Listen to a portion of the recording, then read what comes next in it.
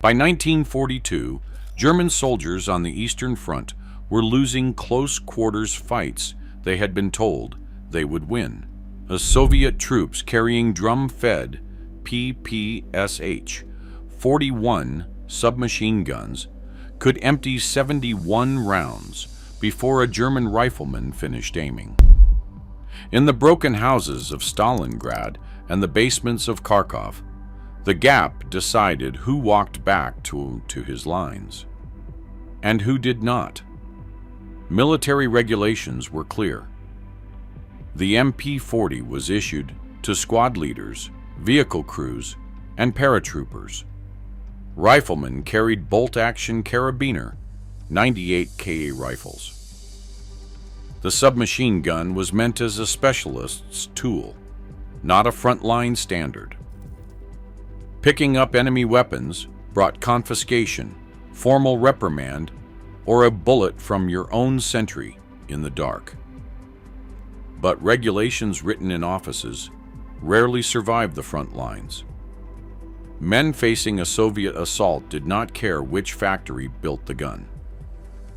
They cared which one fired faster, held more, and worked in the cold. Officers looked the other way. Some German squads issued a captured PPSh to every second man.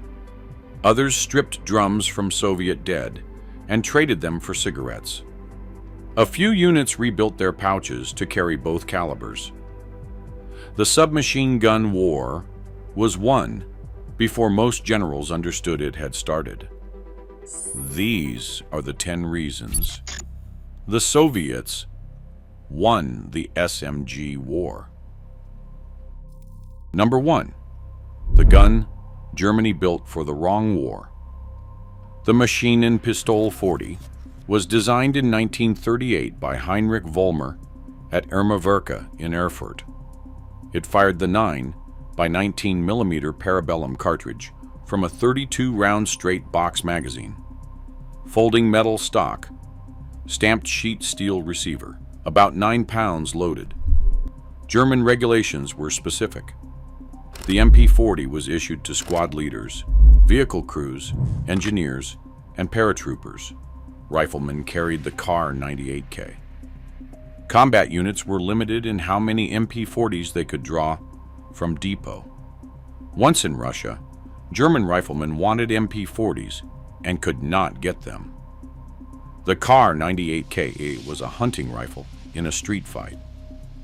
Anyone with rank tried to acquire one through trade, paperwork, or theft.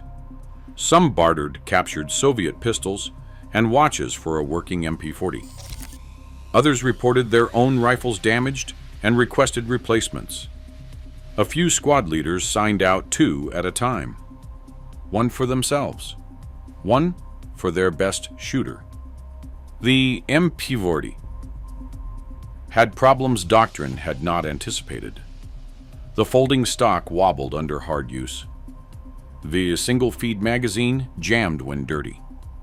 In deep cold, the bolt slowed, and the oil thickened to syrup. It was a clean design for a clean war. The army that designs a weapon for offices is rarely the army that uses it in a trench. Doctrine writes a soldier's job. The trench writes everything else. Number 2. The gun the Soviets built for the war, they already had. The Pistolet Pulemyot Shpagina, model 1941, was designed by Georgy Shpagin at the Zagorsk Arms Factory. It fired the 7.62 by 25 mm Tokarev cartridge. A 71-round drum magazine sat beneath a solid birch stock. Stamped steel receiver. 12 pounds loaded. By 1942, the Red Army was issuing PPSh-41s to entire infantry companies. Whole battalions of submachine gunners, the Avtomachiki, were trained to assault buildings and ride into combat on tanks. The Pech was not specialist equipment, it was standard. Soviet riflemen wanted volume of fire at short range. The Mosin Nagant rifle reached 400 meters and was useless across a courtyard. The PPSh filled the gap. Some squads stripped the bayonet from their Mosins and switched to the PPSh entirely. Others kept the rifle for sentry duty and the submachine gun for assaults. A few tank crews mounted PPSh in their turrets as close defense weapons against German tank killer teams. The drum was heavy and slow to load. The wooden stock split in extreme cold. The high cyclic rate burned through ammunition in seconds. A combat load could disappear in a single firefight.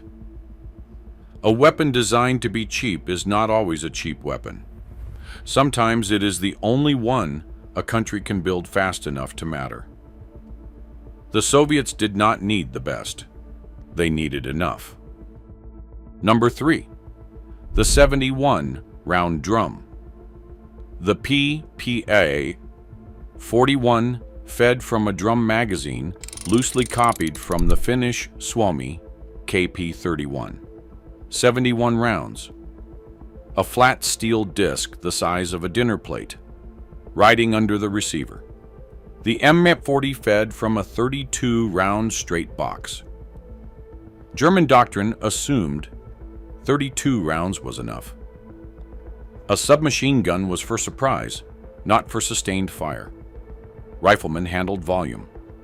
The MP40 handled the moment. Urban combat broke every assumption.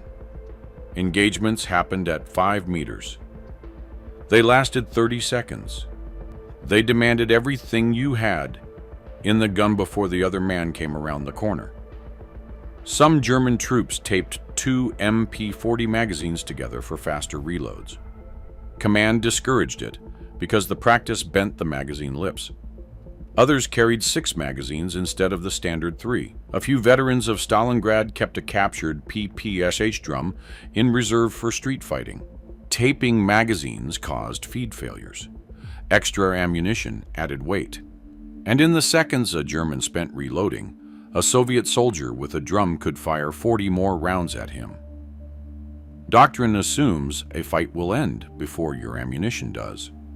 Soldiers learn otherwise. The man with the bigger magazine is not braver. He is only more likely to still be standing. Number 4. The cyclic rate that won the doorway. The MP40 fired at roughly 500 rounds per minute. The PPSh-41 fired at around 900. In the first second of a doorway encounter, the PPSh put 15 rounds into the air. The MP40 put 8.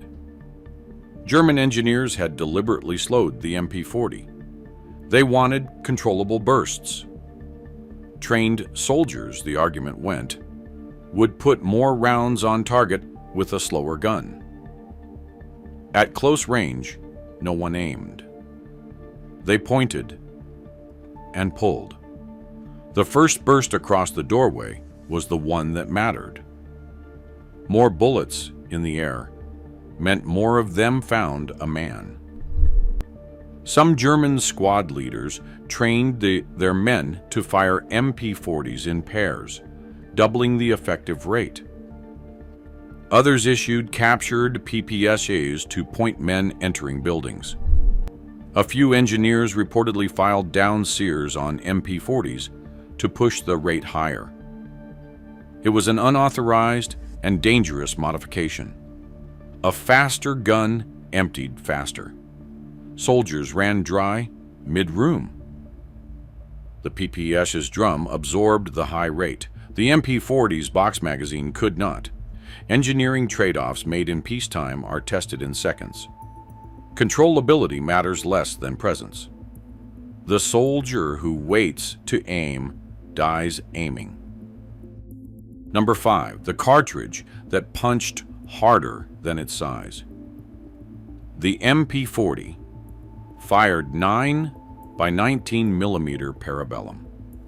The PPSh-41 fired 7.62 by 25mm Tokarev, a bottlenecked pistol cartridge derived from the older 7.63 Mauser. Higher velocity, narrower bullet, flatter trajectory.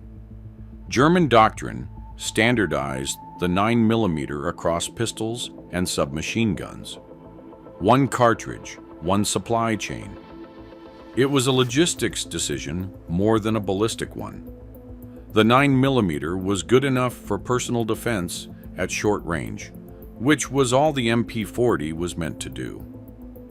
The 7.62 Tokarev punched through wood, brick fragments, and light cover that stopped 9mm rounds. A Soviet submachine gunner could shoot through a wooden door. A German could not. Some German units stockpiled captured Tokarev ammunition and issued it with captured PPShs. Others tried to find chamber adapters, without success. A few armorers experimented with rebarreling MP40s for the Soviet cartridge. The project never moved past prototype. The Tokarev over-penetrated soft targets. In close quarters with friendly troops behind the enemy, the bullet that killed a German often kept going. Soviet officers reported friendly fire incidents no one wrote down. A cartridge is a choice made decades before it kills anyone. By the time the choice is tested, the men who made it are gone. The soldiers live with the math. Number 6. The cold that froze German guns. The first winter in Russia, 1941 into 1942, dropped temperatures to -40 in some sectors. Steel contracted. Lubricants thickened. Wooden stocks held up better than metal because metal grew brittle and oil grew syrupy. German doctrine had no real cold weather protocol for small arms. The MP40 had been tested in temperate Germany, in France, in the Balkans. Cold weather lubricants existed but were not issued in sufficient quantity. Soldiers were told to maintain their weapons. How to do that at -30 was their problem. The PPSh had been designed in a country where winter was a given. Its wooden stock did not contract like the MP40's folding metal. Its loose tolerances and open bolt forgave dirt, ice, and thickened oil. It did not need to be clean. It needed to fire. Some German troops removed all lubricant from their MP40s, running them dry to prevent freezing. Others carried their weapons inside their overcoats during marches. A few traded for Soviet gun oil, which was thinner and worked at lower temperatures. Captured PPShs were prized above almost anything. A dry MP40 wore faster. A warm one collected condensation when brought back into the cold. Captured ammunition ran out fast, and German supply chains were not equipped to deliver Tokarev rounds to the front. A weapon is only as good as the conditions it was designed for. The Russians did not need genius. They needed familiarity. They had fought their winters before. Number 7.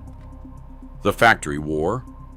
The MP40 took roughly 150 machine hours to produce. The PPSh-41 took less than 7. German factories built around 1.1 million MP40s during the war. Soviet factories built more than 6 million PPShs. German manufacturing doctrine prized precision. Even simplified weapons were finished to engineering tolerances. Soviet factories did not attempt. Stamped parts were welded carefully. Magazines were tested individually. Each MP40 was a product. The Red Army needed weapons faster than it needed perfect ones. Spagen designed the PPSh for inexperienced workers using basic stamping presses. Women and teenagers built them in evacuated factories east of the Urals, often without electric lighting, sometimes without heat.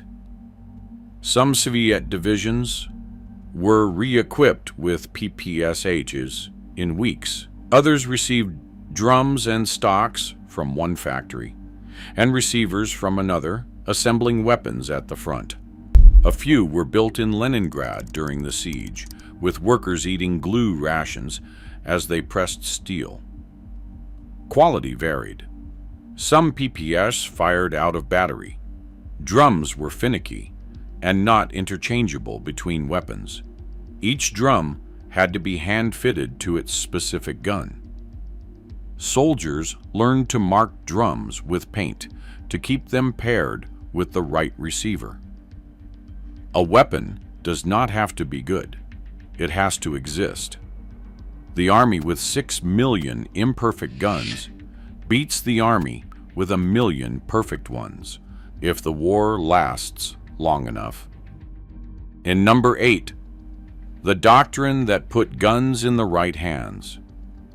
By 1942, Soviet rifle companies were issuing PPSh-41 submachine guns at a ratio of 1:3. By 1943, some assault battalions were 100% submachine gun armed. The Wehrmacht never matched the proportion. The MP40 stayed a specialist weapon throughout the war.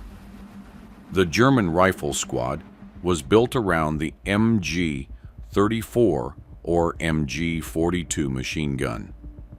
Riflemen supported the gunner. The submachine gun was issued to leaders, never to the line. The Soviet lesson of 1941 was simple.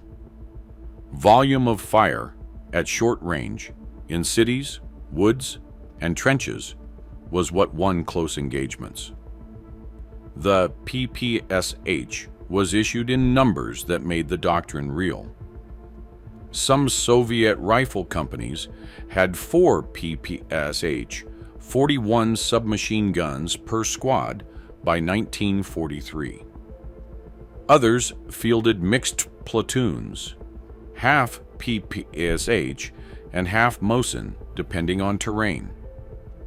A few elite assault formations carried nothing else. Late 1944, German doctrine documents show some units had begun restructuring squads around captured PPSH-41 submachine guns against regulations. By then, the war was decided. The lesson had arrived years too late to matter. A weapon is only half a weapon. The other half is the doctrine that decides who carries it. The Soviets did not win because their gun was better. They won because they put it in more hands. Number 9. The tank riders. The Soviet avtomatchiki were submachine gunners trained to ride into combat on the rear deck of T-34 tanks. They dismounted at close range, cleared trenches and buildings, and screened the tank from German tank killer teams. Those teams carried mines and anti-tank rockets. There was no German equivalent. Wehrmacht doctrine kept infantry separate from armor, advancing in coordinated phases. Riding on a tank was considered tactically irresponsible and physically dangerous. Speed mattered more than safety. A tank without infantry was a target for German Panzerfaust teams. Infantry without tanks could not breach prepared defenses. The PPSH, compact, high capacity, forgiving, was the weapon the tank rider needed the moment he hit the ground. Some tank descent units carried nothing but PPSHs and grenades. Others rotated men off the tank as casualties mounted. A few formations developed specific dismount drills. Left side first, fan out at 30 meters. Suppress with sustained fire. The casualty rate was severe. Tank riders were exposed to machine gun fire, shrapnel, and falls. Life expectancy in some assault formations was measured in weeks. The doctrine worked. It worked at a price. A weapon and a tactic are not the same as a doctrine. A doctrine is the willingness to use both at a cost. The Soviets paid the cost. The Germans, for most of the war, would not. Number 10. The lesson that arrived too late. By 1944, the German army had begun fielding a true assault rifle, the Sturmgewehr 44, that fired an intermediate cartridge from a 30-round magazine. It was, in many ways, the right answer to the questions the Eastern Front had raised 3 years earlier. The STG-44 was issued in limited numbers, mostly to Waffen-SS and elite units. Production never reached the levels needed to replace either the Kar-98K or the MP40. Doctrine, in the last year of the war, was changing faster than the supply chain. The Germans had finally understood what the Soviets had figured out in 1941. The rifle squad needed automatic fire in every man's hands. But by the time the STG-44 reached the front in numbers, Germany was losing on every front. No rifle was going to change that. Some Sturmgewehr armed squads outperformed everything around them. Others received the weapon without enough ammunition to use it. A few veterans reported being issued the STG-44 alongside captured PPShs, using both as the situation demanded. The war ended before the doctrine caught up. The MP40 stayed in production until the last days. Soldiers in Berlin in 1945 still carried the gun that had failed them in Stalingrad in 1942. The right answer at the wrong time is not an answer. It is a footnote. The Soviets had been right early. The Germans were right late. In war, that is the difference that decides everything. The MP40 was a fine submachine gun, compact, accurate, well-made. German soldiers who carried one kept it oiled and kept it close. But the PPSh-41 had done what mattered. It had been there in millions when the war was decided. In Stalingrad, in Berlin, in the snow outside Kursk, the question was never which submachine gun was best. It was which one was there. The Soviets brought theirs.